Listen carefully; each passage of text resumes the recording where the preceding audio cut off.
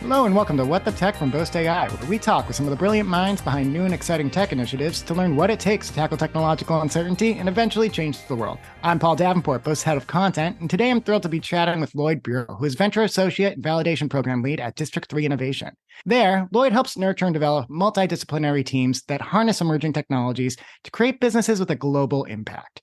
As of today, Lloyd has run 4 cohorts of the D3's Validation Program, an early-stage startup program designed to help founders validate their business models through hands-on market research. He has also worked with a portfolio of 35 growth-stage high-tech startups and their coaches to prioritize activities through OKRs, providing coaching on sales processes, value selling, customer success, and improving pitch decks. Lloyd is also a founder in his own right, joining D3's program in 2016 to build TRYNYTY, a Montreal-based freestyle scooter brand, leveraging 3D printing for product development with a mission to support the growth of the freestyle scooter community. Needless to say, Lloyd knows the startup and innovation community better than most, and his insights into what it takes to succeed and achieve growth are invaluable. But that's not all. Joining Lloyd and I for today's conversation is Mina Mekhail, the award-winning CEO and founder of Fresher Technologies. Mina participated in D3's validation and launching Grow programs at Concordia University's District 3 Innovation Center when he was starting his company back in 2018. Based out of Nova Scotia, Fresher Technologies is a biomaterials innovation startup that's focused on developing sustainable, active packaging to prolong the shelf life of fresh proteins, with a focus on fresh fish. Mina and his team at Fresher are developing solutions that increase the return on investments for the entire value chain, while reducing food waste and reliance on traditional plastics. I can't wait to pick Lloyd and Mina's brains on past projects, exciting initiatives they're both currently involved in, and what's on each of their roadmap for the next year plus. So without further ado, welcome to the show, gentlemen. Hey, Paul, how's it going? Pleasure to be here. Pleasure to be here as well. Thank you, Paul. Awesome. I'm so happy to have you guys. So I'm going to kick it off. Lloyd, I'll start with you. Could you tell our audience a little bit about your background? I know I gave a primer here at the top, but where are you based? Why are you based there? And why did you get involved in the startup and accelerator space in the first place? Yeah, absolutely. So I'm based in Montreal and I've been here for about 12 years now. So I moved to Montreal from Quebec City to play football at Vanier College at the time. And then I went on to study supply chain operations management at Concordia. In my background, so I've been an entrepreneur for about 15 years now. And I started my first company, QC Scooters, back in 2008. And this was the first freestyle scooter company in Canada at the time. I myself was a freestyle scooter rider and one of the first in the country. And like many in this very small community, I kept breaking my parts since they weren't designed to be ridden in a skate park or in the streets. It was a big challenge for us. We spent a lot of time modifying our scooters and finding new ways to make them stronger. I started to realize some patterns and designed a few products that I then managed to commercialize and get manufactured locally. Then our market started to grow. So I started to import all of the top brands around the world and started selling them in Canada and all around the world. I also organized dozens of freestyle scooter competitions to promote the sport and ensure its growth. And now it's really grown on the world stage. We have international competitions and associations. So it's been great to be a part of this journey. I started this first company, and then 8 years later in 2016, I had the opportunity to sell the company to a strategic acquirer. But it wasn't long until I got roped back into entrepreneurship. So later that year, I joined forces with 3 partners to found TRYNYTY. And as you mentioned earlier, this was one of the first freestyle scooter brands to rely almost exclusively on 3D printing for our R&D processes. So we also received the support of District 3 early on in our journey. They provided us with one-on-one coaching and access to free 3D printing facilities and a design lab, which really helped us hone in our processes. And to this day, we've been able to achieve some significant international success, but we're still not at a stage where I could say we can be full-time on this. It's still a passion project. So following my studies, I worked in management consulting and B2B SaaS before I had the opportunity to join District 3 team in 2022. So why join the startup ecosystem? Well, I clearly always had a passion for entrepreneurship and technology. And this felt like a natural place for me to help other founders while exploring the ecosystem that we have here in Quebec and Canada. That is fantastic, Lloyd. And I mean, I think it very much shows why you came to D3 just based on your resume to date. You're in the business of building community, whether it's for freestyle scooters or whether it's for founders who are looking for an ecosystem that they can tap into. Now, Mina, I'd love to know, same question for you. Where are you based? How did you get into the startup scene? And what are some of your passions that got you into kind of working on the tech that you're working on today? We're based in Nova Scotia, so the East Coast here in Canada. We've been here for a few years now. We moved here end of 2020, so just at the height of the pandemic. Before that, we were based in Montreal. That's how I got involved with District 3. I'm an engineer by training. I went and I did a master's and a PhD at McGill University, focused on the use of biomaterials in order to solve complex biological problems. My PhD, which will seem far removed from what I'm doing now, but it isn't really. But my PhD was mainly around developing biomaterials to try to regenerate some of the lost function after a spinal cord injury. So it was a medically focused problem that I was trying to use biomaterials to solve. Right after I finished my PhD, I knew I didn't want to go the academia route. I loved business. I had the entrepreneurial bug. I actually ran a tutoring company while I was doing my PhD, where I just hired a bunch of tutors and I matched them up with people who needed tutoring, and I made a cut. It was my first kind of entrepreneurial experience, if you will. After that, I worked at the Shriners Hospital for Children as a project manager, innovation lead, where I started and ran 11 innovation projects within the hospital. And that was very exciting times. But I knew that I wanted to start my own company. So that's actually what got me started with District 3. We did the validation program, which I'm sure we're going to talk about in a bit, but that was really an eye-opener, and I'm a big believer of that program. I'm an evangelist for that program. And, since then we worked on growing our company, and the focus of the company is developing sustainable active packaging, as you mentioned, in order to extend the shelf life of fresh proteins. I took the biomaterials expertise that I had developed in my graduate studies, and I've applied it to a problem in the food industry, something I'm really passionate about. That's where we're based, Nova Scotia. I'm sure I'm going to tell you more as we go on.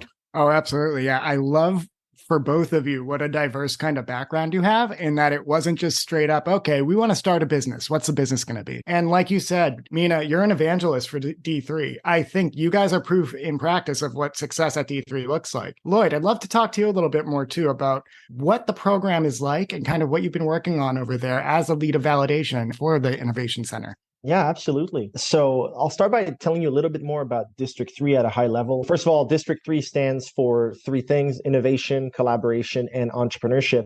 And this organization was founded within Concordia University in 2013, actually, by Xavier Henri Hervé, who is still involved in the Innovation Hub today.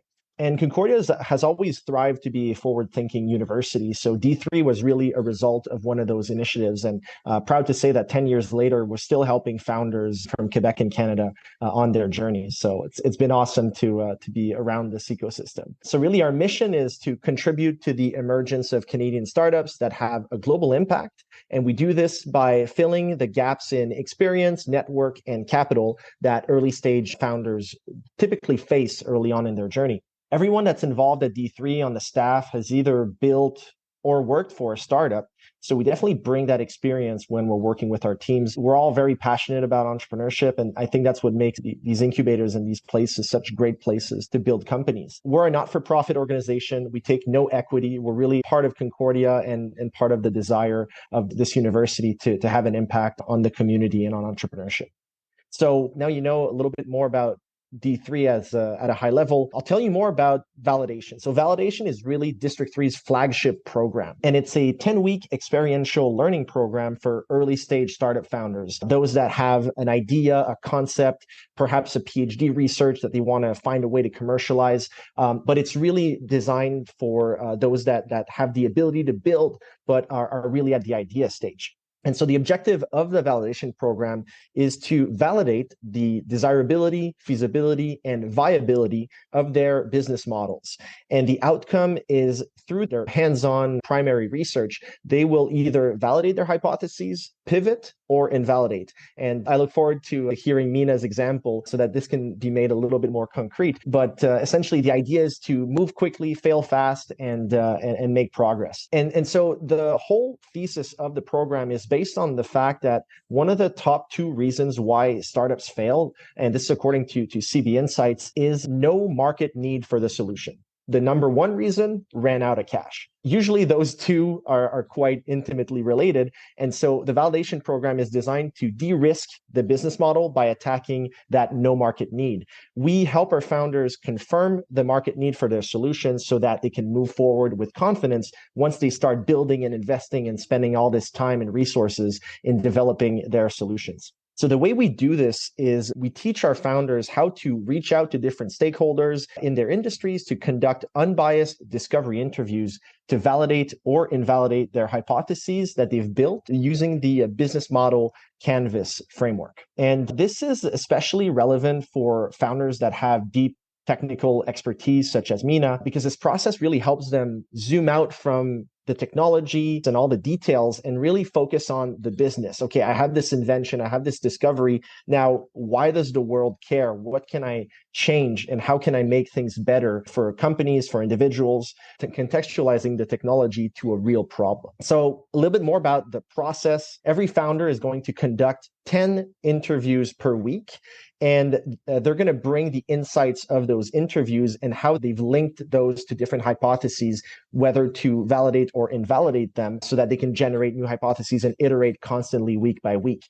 And every time they bring these insights, they're going to get some feedback from coaches that have done this process themselves. And so it can provide feedback on the methodology, give them some insights and ideas. And sometimes I jump in as well to provide some ideas. We've had some pretty cool aha moments in the past. The goal is to have 100 interviews by the end of the program. And every cohort is split into 2 groups, one in high tech and one in life sciences for biotech and healthcare. And they have their respective coaches that are specialized in those areas to provide feedback on the teams. There's a big community aspect to this. Like we were talking about earlier, these cohorts are extremely diverse and the participants really help each other out. And perhaps the last thing I'll point out is we also encourage our teams to have a global mindset from the start. There's not a ton of truly global companies in Quebec and Canada, and the local market is rarely big enough for our innovation potential to be fully realized. So it's important to have an idea of what other markets around the world are big enough to support these innovations. And I'm certain that Mina will be able to find customers all around the world with his solution. So that's a really prime example of this global mindset. That is so cool. I love the approach that D3 takes too. You had mentioned it earlier too. So many people who are working in the program either started a startup themselves or they worked at startups in the past, but they have been elbow to elbow with founders who are in the same position as the folks that are in the cohort at the time. And that's very similar to how we work here at Boast. I'm kind of the outlier on our team. I'm not a founder myself, but I've only really worked for startups and I love it. I have that entrepreneurial itch. It's why I want to hop on and work with the Boast team. Every single member of our team is either a founder or a co-founder, almost bar none. And it is fantastic seeing how that really makes a difference with the people that we work with, the founders and the startups that we work with. Mina, I would love to hear about your experiences within the validation program. What did you get over those 10 weeks and how did you change course and maybe see your business through a different lens, given that exposure to those different individuals? Yeah, no, I'm happy to tell you about my experience because it was really an eye-opener for me. Let me just to give you a bit of a context. Coming out of academia, in academia, you're trying to develop new technologies. I mean, if you're in applied science, you're trying to develop new technologies, right? But you're doing this in a silo. You're not communicating with the outside world when you're developing all these new technologies, right? So coming out of that culture, similar to the product I mentioned to you in the introduction, I've developed this product. I've actually managed to get a patent on it, get a bunch of companies interested to look at it. The reason why I didn't move any further was because nobody teaches us in academia, is there a product market fit? There's no such thing, right? You're just developing all this, publishing a bunch of papers, and that's about it. You don't go that extra step further. So being an entrepreneur, the first thing I remember walking into a meeting with one of the coaches there, I'll never forget that first meeting. And she sat me down and she said, are you actually serious about this?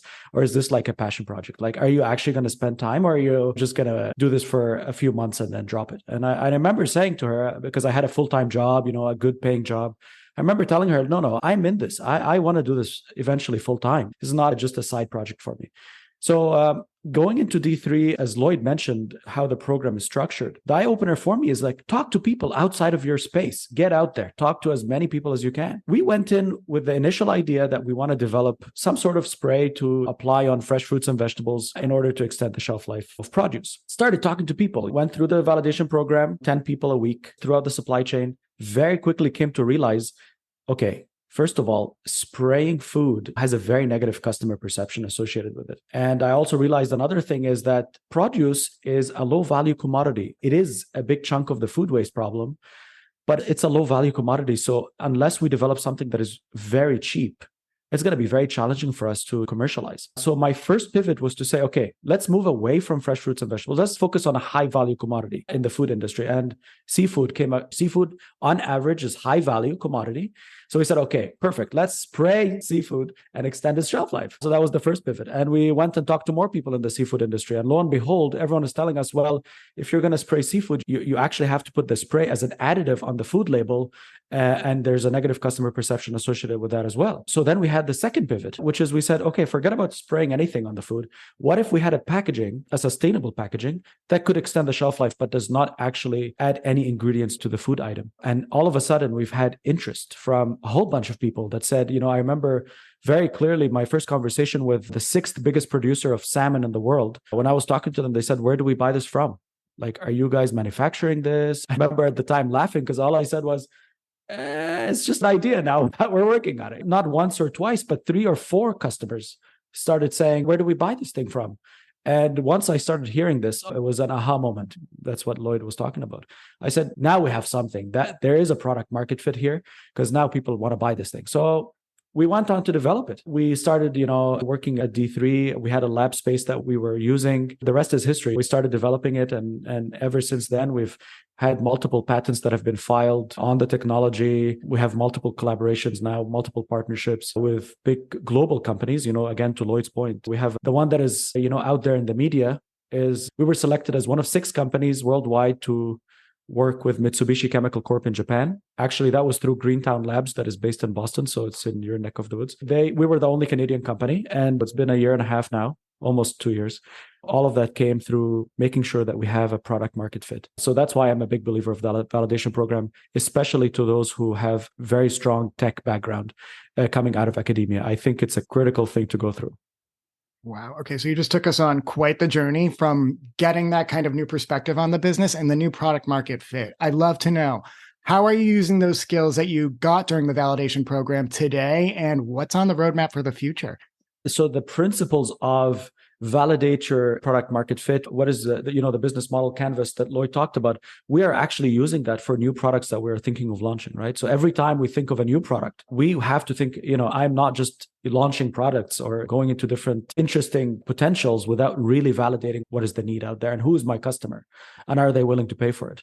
Every single new product that we're launching goes through the similar mindset as the validation program. We do it internally now, so I kind of do it with my team. But the skills and the know-how was essentially learned at District 3. That is so cool. All right. So I'd love to know, for our listeners out there, could you guys maybe run through a few resources at District 3 that are available today that people can take advantage of now?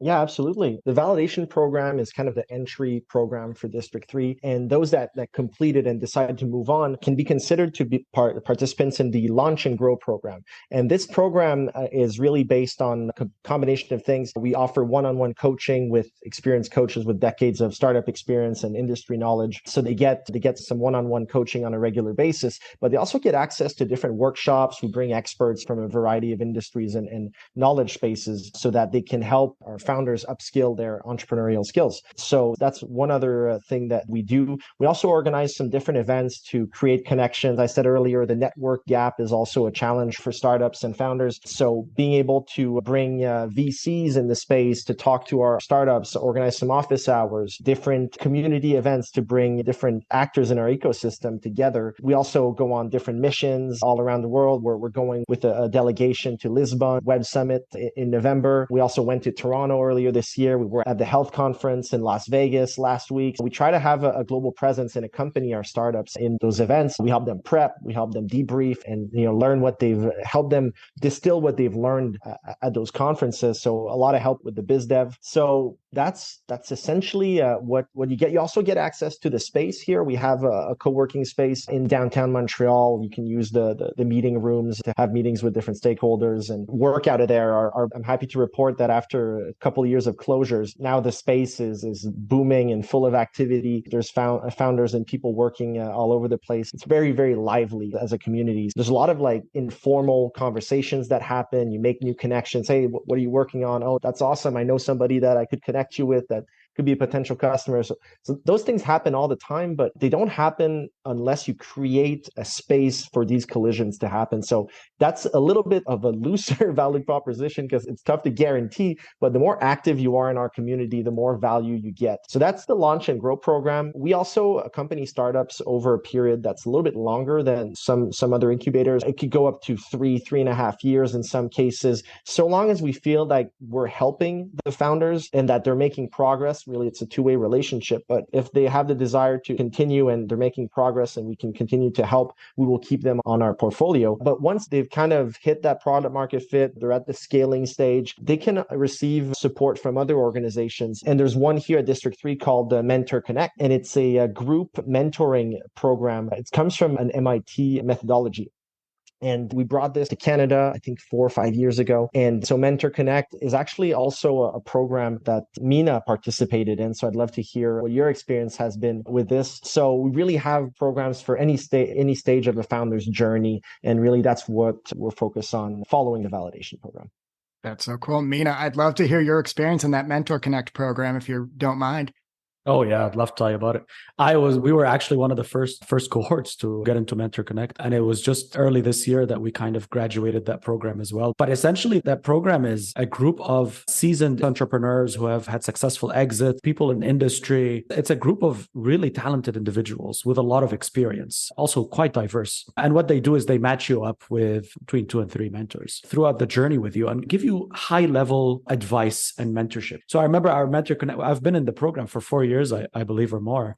So essentially we would meet up and I'd present how things were going in the last quarter or a few months. And then I would present to them some issues that I'm facing, right? Because they're not necessarily investors. As a matter of fact, if they were investors, they couldn't be a mentor, right? They had to be unbiased. So essentially what I would do is I would present, here are the issues that we're facing, and they would help me think about it. A few times as well, when there was a specific challenge, that needed immediate attention, I could easily pick up the phone and call one of them and be like, hey, can you help me out with this? And they would really walk me through, or even act as a sounding board to help me think about the problem and how to deal with it. So it has been really, really beneficial for us. So I would say like our journey from District 3, I remember being in that shared space that Lloyd talked about, kind of doing the whole community thing, which was amazing. Like I love the D3 community and I was part of that from the beginning.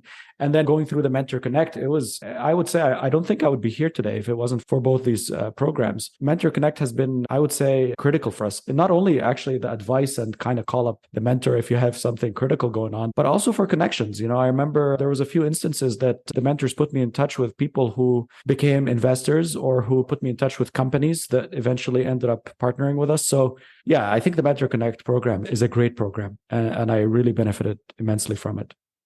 That is awesome. I love how many connections have been highlighted here in this whole wide-ranging conversation. First off, I love hearing Greentown Labs. It's very, very rare that I hear Boston callouts when I'm working from my seat here at Boast. So personally, I love that, but I think that goes on to demonstrate that you truly mean it when you say you're thinking globally about everything that you're doing here. Sure, Quebec, Montreal, Eastern Canada might be small in terms of who's there locally or in terms of the perspective founders have on the available market, but taking the approaches that you've outlined here, partnering with mentors who aren't necessarily a obvious choice for mentorship, is so valuable and definitely just shows you all the opportunities that are out there. And I love that you guys are taking that approach. That's so cool. And Mina, that you guys have benefited in such a meaningful and critical way from it as well. So my final question's for Lloyd, but I'd love to share it with everybody here. What's your take on the current state of startups? From where you're sitting, obviously you have your finger on the pulse. What would you give as maybe a suggestion for somebody entering the startup scene today, whether in your local community or anywhere on earth? Absolutely. So I'll start with perhaps preaching for the choir a little bit, but the validation methodology, I think, makes a lot of sense for every founder that is starting out. Anybody that's looking to start a business, start by clearly identifying their problem, the problem they want to solve, and the value of solving that problem. Because there's a lot of problems out there that people face that aren't big enough to actually get them to spend money on. So being able to find that early on before you build anything is truly important, is really critical early on in the journey. And you do it by speaking to stakeholders, speaking to different people, and you're going to learn those invaluable skills of reaching out to people, building a pipeline. You're going to need that later on as a startup founder to start making sales. Just exercising those muscles in a kind of a low risk environment, because you're only spending time, really. You're not investing in building infrastructure and product. That's really a critical way to approach building a company, regardless of the market conditions. If you can find a problem solution fit, your odds of success are much higher. We have to keep in mind, we're in the business of failure here. Most startups will not succeed. The idea is to de-risk all along the way everything that you can, but you can be at the mercy of a lot of things that you can't predict. So being able to react quickly, super important. And maybe another thing, so in traditional education, we spend a lot of time working through theory, building plans, different assets from traditional business schools, but you really won't make any progress on your business if you just take that approach by itself. You need to get out of the building and speak to people. And once you know there's a market need, you can learn the rest as you go. You don't necessarily need to have an MBA to become a founder. There's so many resources available for free to learn how to build financial models, learn how to run a successful fundraising journey. You can get access to coaches. Focus on finding the right problem, and that matches your ability to provide a solution. And the rest you can learn as you go. And finally, one thing that really struck me when I came to District 3 back in the end of 2016 is just the amount of help that is available for founders. With my first company, I really did everything kind of by myself, doing research on whatever was the internet back in 2008, 2009, but I was really learning everything by myself, not really asking for too much help. And that got me to a certain point. But with my second business, TRYNYTY, I really wanted to see, okay, what can we accomplish if we were to look around and leverage all of the help that is available to us? I was kind of blown away to see, all these, even at the time, District 3 was pretty innovative, but having something like this at my university was really eye-opening. I realized, okay, I have access to space for free. I can get access to a design lab, access to machinery, specialized equipment. It was really eye-opening. And then they would also help us with the matching with different grant opportunities. That's also something that we do here. We provide support letters and we review grant applications to make sure they're likely to be successful. So we accompany them with non-dilutive funding. So make sure you maximize the ecosystem support that is available. There are so many different programs, and I haven't even started to talk about all the non-dilutive funding opportunities that are available, especially in Quebec and Canada. It's especially relevant to maximize those opportunities. There's shred credits, as a shameless plug for Boast here, but there's a lot of other programs in Canada you can benefit from to fund yourself early on. And it's especially relevant in a climate where it's increasingly difficult to do equity fundraising. And so when you raise a round, one of the first questions you'll be asked by investors is, what have you raised in terms of non-dilutive funding? And if you haven't done your homework and maximized that, they're going to send you back and say, come back to us when you've gotten all the free money that you can. Yes, it's a lot of work going through all the applications, revisions and all that, but you're going to get some value out of it, and it's really going to help you out. So make sure that you find the help. It's out there. There's so many people in organizations, in government and universities, and even private organizations that are focused on helping startups succeed. So make sure you go and get the help. Alone, we go fast. Together, we go far. Oh, Lloyd, I couldn't have said it better myself. You put that beautifully. And even beyond Shred, when we're talking about fundraising too, Quebec specifically has such a unique structure for supporting small businesses. If you graduate from the Shred program, that's when you can start exploring CDAE and bringing that into what you're doing. There's just so many options for Canadian startups on the federal and provincial level that you really got to take advantage of it if you're a founder. It's on the table there. Like you said, there are partners there. When you're focused on driving innovation, building your product, building your dream, you want a partner who can help take kind of the heavy lifting and burden of getting you that capital off the plate for you in some capacity so that you can really focus on driving that change. And again, working with partners in the ecosystem to really find that market fit. I can't thank you enough for the shameless Boast plug too. Always love getting that in there. And then Mina, I'd love to throw it to you too. Just any advice generally for founders, whether they're in the situation where you're in, where they've been through the programs and they're benefiting and finding their fit in the market, or ones who are just getting started today. What would you say to them? As you mentioned, it is a tough time right now in the startup ecosystem in general. But there's a few things that I think I wouldn't say advice because I'm also learning on the go. So my 2 cents to share with other founders. is use your network, get as much non-dilutive capital as you can. I would say control your burn rate, make sure that you have your pulse on the burn rate at all times. I feel like this is a time where we have to live out this phase. We kind of have to stretch ourselves a bit in order to make sure that we get out the other end. And I think also another important thing for founders is self-motivation. I mean, it's during these tough times. Myself, for example, we started in 2018. We've already gone through a bunch of things, including COVID. You have all this headwind and you're trying to survive all of these things. And I feel one of the things that motivates me is why. I really like Simon Sinek's start with why. And I think it's important for founders to start with why, because the why really drives. The purpose really drives. The purpose is what makes you wake up in the morning and want to do this again and keep pushing. And grit is extremely important during times when things are not necessarily looking so great on the outside. But I do believe that if you have a good product market fit, if you've managed to get some investors interested and you have partnerships and customers that are willing to buy this product or are buying this product, I think it's just a matter of waiting this thing out, this difficult time we're in. And, don't drop the ball too early. Don't sell too early. Wait it out because it will pass like everything else. Just make sure you work on yourself as well as a leader and as the founder and CEO of the company. Make sure you're self-motivated and take care of yourself as well. Yeah, that makes perfect sense. Like Lloyd said earlier, too, it's the business of failure. That's kind of what it is being in startups. And it's learning to have the grit, like you mentioned, Mina, to see your passion through, see your vision through. It's going to be tough. You need that entrepreneurial spirit. Even in the best of times, it's never easy. So have that grit. I think that's a beautiful note to leave it on. Gentlemen, I cannot thank you enough for joining me today. Thank you so much, Mina, and thank you so much, Lloyd. We will have links to all of the programs that we talked about here, as well as more information about District 3 in the show notes, as well as on the blog. But again, guys, thank you for hopping on the show. Thanks, Paul. It was a pleasure. Pleasure to do this, Paul.